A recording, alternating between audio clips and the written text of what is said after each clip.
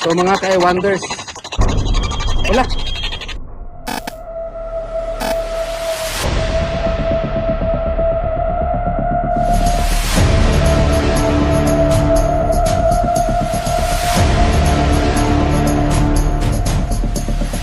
Is anybody here willing to contact?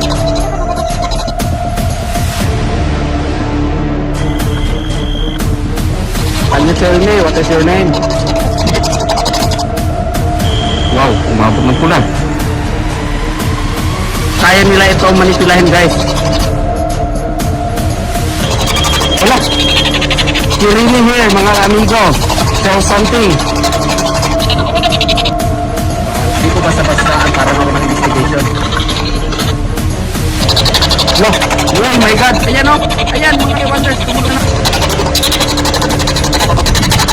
Ano ba kayo, mga engkanto? Ikaw ba yung lumapit dito?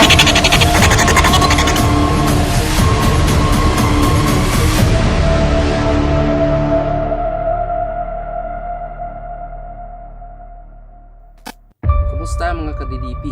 And tonight, we spent an hours and investigate sa isang abandonadong White House dito sa Samal Island. At pahirit muna mga ka-DDP. May gusto lang ako pasalamatan at i-shoutout. Maraming salamat po sa iWonders ng GMA Public Affairs dahil naranasan kong may film at makita sa television. Dahil sa inyo ay bumalik ang dati kong sigla sa pagbablog at pag-ghost hunting. Kaya maraming salamat. Kaya mga ka-DDP, sa lahat po na abandonado dito sa Davao, ito ang kanilang napili dahil sa mga istoryang kakaiba pagdating dito. Hindi ko na ilalahad sa inyo ang buong istorya ng lugar nito mga ka-DDP dahil sigurado ako na alam nyo ang lugar na to at mga istoryang kababalaghan na naranasan ng mga pumupunta dito. Ang White House ay napakasagradong lugar kaya iniingatan ito at inaalagaan ni General Hilario Moncado kasama ang mga membro niyang mongkadista. Kaya mga ka-DDP, ngayong gabi ay samahan niyo po kami sa aming explorations at paranormal investigation upang tuklasin ang naranasang kababalaghan ng mga pumupunta sa Moncado White House. So ito yung mga ka-wonders. Sa simula ng ating exploration ay may nasagap ang ating K2 meter at bigla itong tumunog at umilaw pabalik-balik. So ito ang purpose nito sa harap talaga ito. Ayan o, may nasagap mga ka-wonders. Ewan ko kung ano ba yan, magnetic energy ba yan or signal. Nawala, nasa taas lang siya. Nawala, nasa taas na.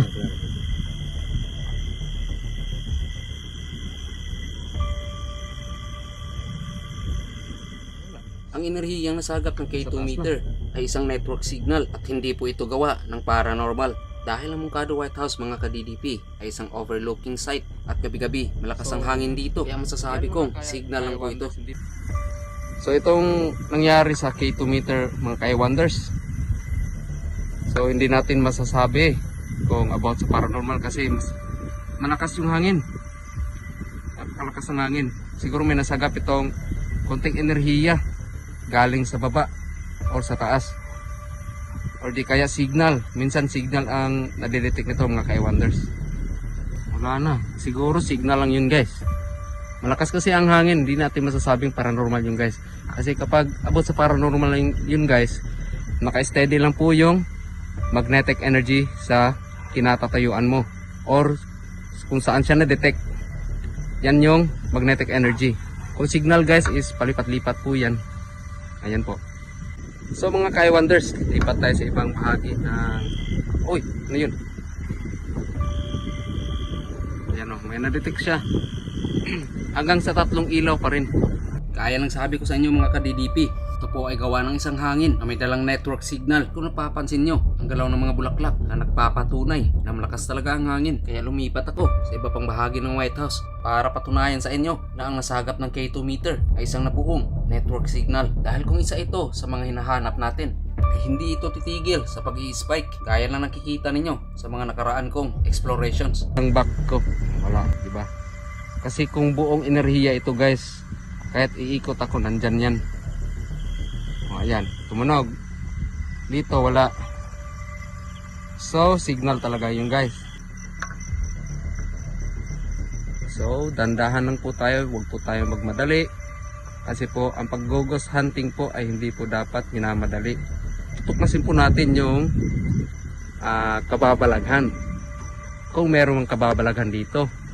At kung totoo man ang sinasabi nila. Kaya pagtapos ng exploration ay napag-isipan ko na dumiretso na lang sa spirit box session. Magbabaka sakali na may makuha tayong mga mensahe at itatanong sa kanila na ang Mungkado White House ba ay isang haunted. Is anybody here willing to contact?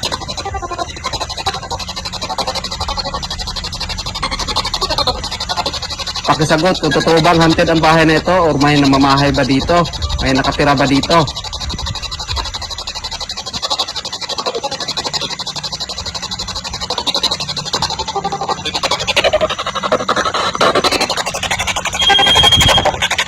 Na-detect lang po yun mga wonders. Ako lang po yun, ako lang po.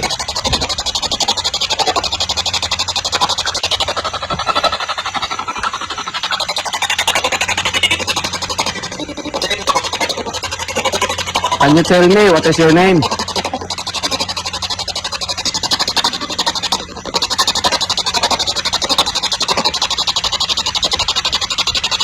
Tinanong na natin kanina kung ang White House ba ay pinamumugaran, pero ang nakuha nating sagot ay haunted. Pero hindi tayo titigil mga ka-DDP, baka coincidence lang po ito or mali lang ako ng pagdinig. Ano po pangalan nyo? Ako po si Dings.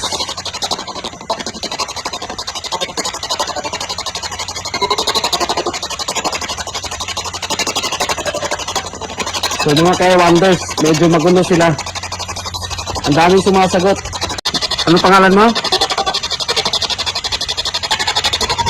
Saan ka nakatira?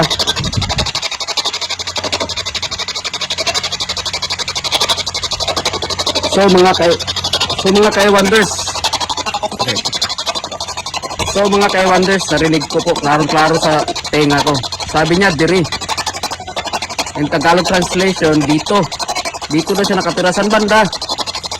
Dito. Nandito ka ba sa building? O nasa kahoy? Ha? Nandito ka ba sa kahoy o sa bahay? Kung klaro nyo mga ka-DDP, sumagot po ito ng kahoy. Kaya masasabi natin na ang lahat ng kababalaghan na bumabalot sa bahay ay nanggaling mismo sa labas. Naamo sa kahoy? Andiyan kayo sa kahoy? Nakatira?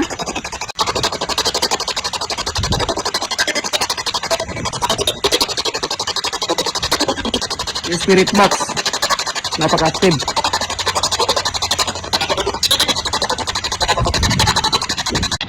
Sa ilang minuto natin paghihintay mga ka-DDP ay may nakuha tayong interruptions galing sa spirit box. Ewan ko kung tama ba ang narinig ko dahil sumagot ito ng "This is our church. Umalis kayo dito."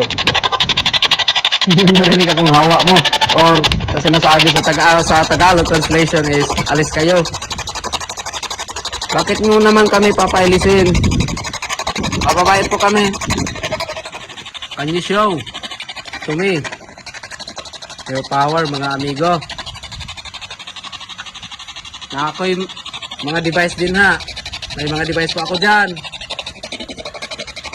Pwede po kayo ma-detect dyan. Pero hindi po yan masakit. At hindi po yan nakakakuryente sa inyo. Pwede nyo pong i-drain ang battery niyan kung gusto nyo. Pwede nyo pong i-drain. Magagamit po ninyo yan. Kung okay lang po sa inyo.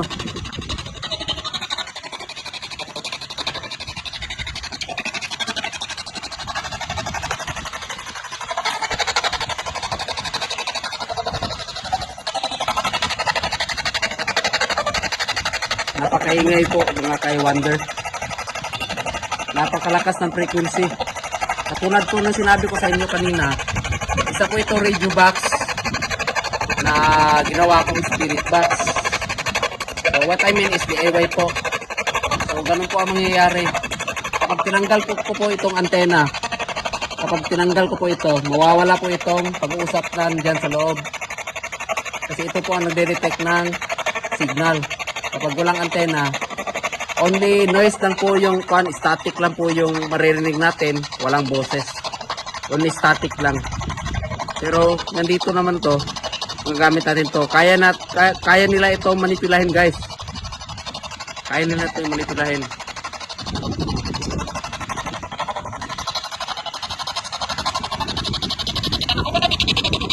Ano, bawal? Bakit bawal? Sino sabing bawal? Ano po yung bawal? Ha?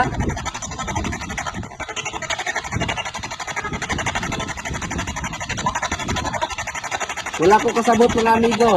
Hindi ko mawari mga ka-DDP kung bakit sumasagot sila ng bawal. Yung hindi pwede ay dapat kanina pa nila tayo binigyan ng warning signs. Pero mga ka-DDP, pakinggan niyo po itong mabuti dahil tuloy-tuloy at konektado ang mga mensahe at mukhang nagambala namin sila dahil ilang beses kaming itinataboy sa lugar. Bawal talaga, may narinig akong bawal eh. Ano ba yung bawal mga amigo? Dire? Dito daw mga kay-wonders, sabi nga dire. O sa Tagalog dito. Bakit naman bawal dito? Sino bang magagalit?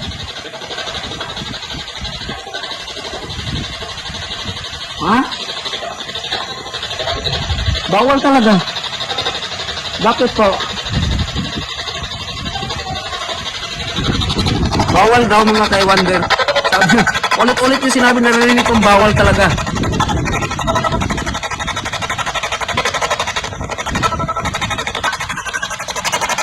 Mga amigo, pwede niyo po ba akong tulungan? Napatunayan sa mga hindi naniniwala na totoo kayo.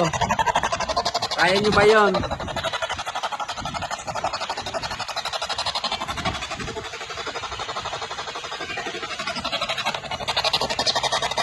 Kaya nyo ba yon mga amigo? Nalang po natin mga kay-wonders ha.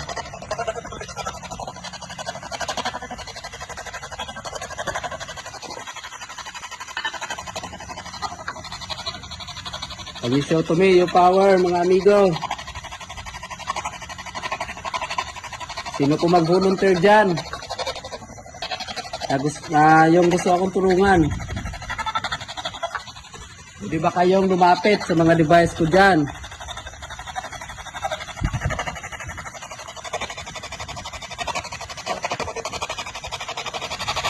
So mga kay-wonders, hindi po basta-basta ang paranormal investigation.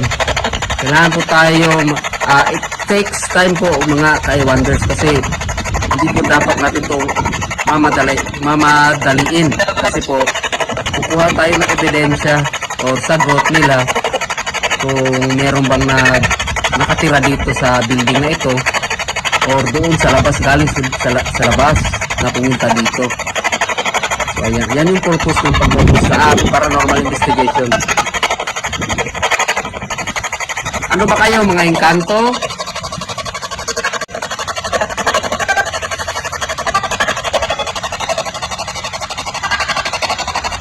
Ano? Ay mayuman. Kayo? Ha? Iwan ko mga kay-wonders. Pero rinig ko mga engkanto sabi niya pero hindi ako sigurado.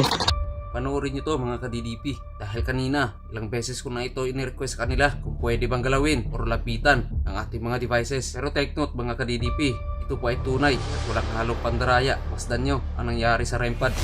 Andito po ako sa Mercado White House.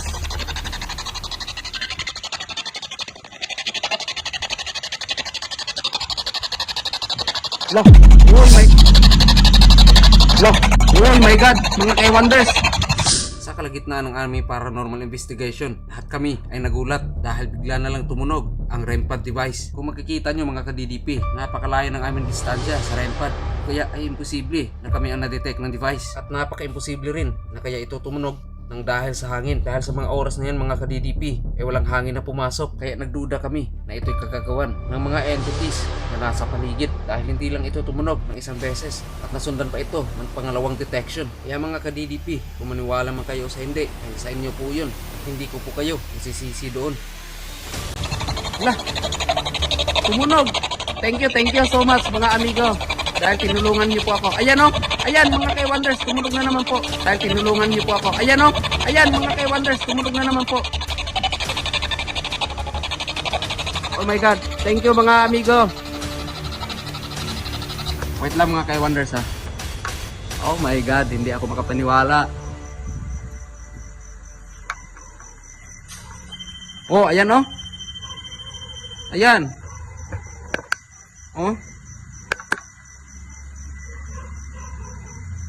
Tumunog po siya ng kusa, mga ka-wonders. At hindi po ibig sabihin doon is hangin lang po yun. Wala pong hangin kanina oh. Ayan oh. Diyan lang tayo kanina oh. Pero tumunog siya guys. Kayo, ano masasabi nyo? Kasi ilang ulit ko ini-request sa kanila po na kung pwede ba lapitan nila itong mga device natin. Ito, andun doon, yan, at ito. At ito mismo ang napili nila kasi malayo sa atin. Ayaw nilang iparamdam sa atin mismo na nasa paligid lang po sila. So, ito yung pinili nila mga ka-wonders. Ibig sabihin may nagboluntaryo po sa request natin. Ayan o. O siguro ako yung na-detect. Siguro may tumugon ng ating request. Kasi rinig naman ninyo kanina pa. Ilang beses kong ni-request sa kanila kung pwede ba nila lapitan yan. Hindi naman ito nakakasakit sa kanila. So positive, may nakuha tayong evidence. So I repeat mga ka-wonders, hindi po yun galing dito sa bahay. Kasi itong bahay po mga ka-wonders, medyo matagal na talaga. At ongoing po yung renovation niya. Ayan. So siguro galing dun sa labas yung magnetic energy or yung pumasok dito na nagpatunog nitong device. So last, may kakausapin lang po tayo. So ngayon mga ka-wonders, last part na po tayo. Okay, kailangan lang tayong itanong kahit konti. Matanong man tayo nila o hindi. Ayun po bahala. Bagos ga kung ano marinig natin sa camera. Sino po nagpatunog doon sa device? Ha? Ikaw? Rinig ko ako. Sabi niya ako. Ha? Sino ba talaga nagpatunog dyan? Hindi po ako galit ha. Masaya po ako dahil pinatunog po ninyo. Thank you po. Nagahain ka mo mga amigo.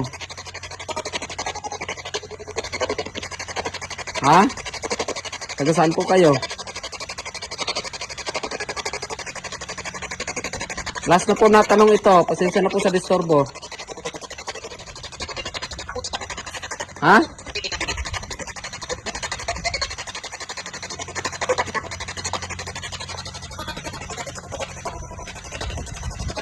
Nag-unsa mo. Sabi niya nag-unsa mo mga ka-wonders. Hindi, gusto ko lang po kayong makausap.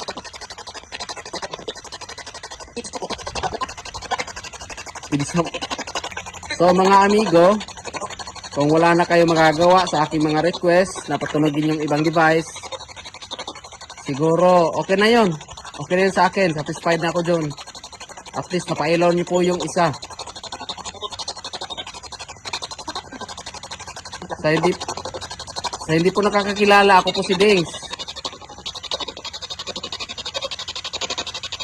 Kamusta po kayo?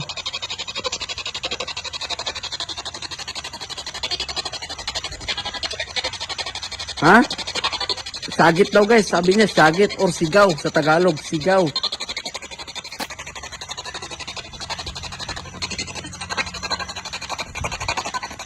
Sino yung nagsabing freak?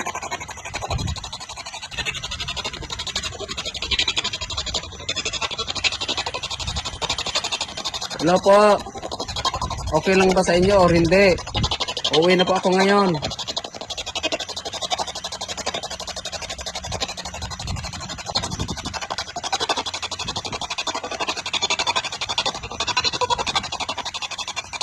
Okay lang. Narinig ko mga ka-wonders. So mga ka-wonders, ganyan po ang spirit box. Kapag nasa tuktok po tayo, mas lalong maingay. Kasi mas malakas yung frequency.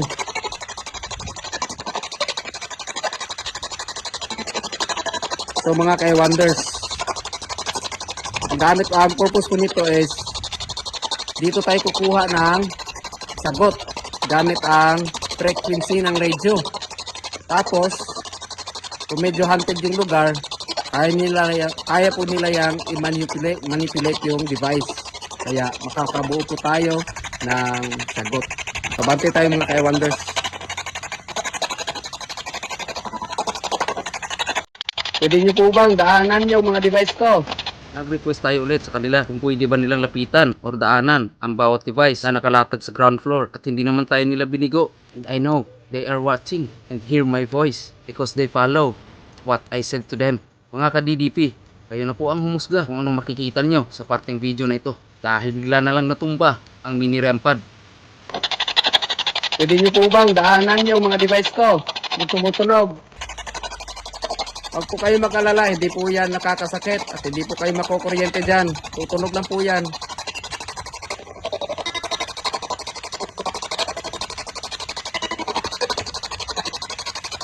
Isa?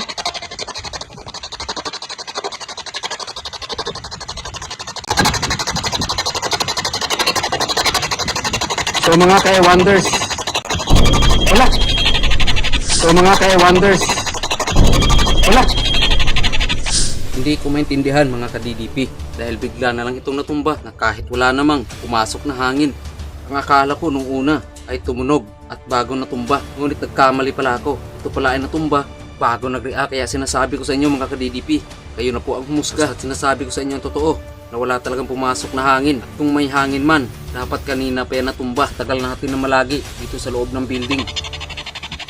Oh my God! Mga ka-wonders, oh, natumba siya tapos tumunog. Wala namang lakas sa hangin eh. Dibang po natin. Natumba po yung device. Tumunog po siya na nakatumba na. Oh my God. Ikaw ba yung lumapit dito? Ha?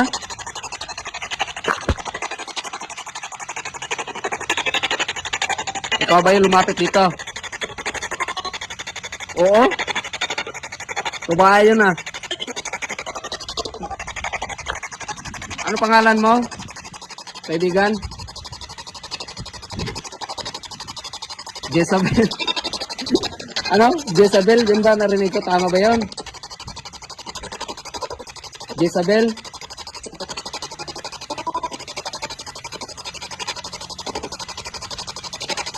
Hindi ko masyado maano mga ka-wonders kung oo ba yung sagot niya. Nandyan ba si Isabel? Jezabel?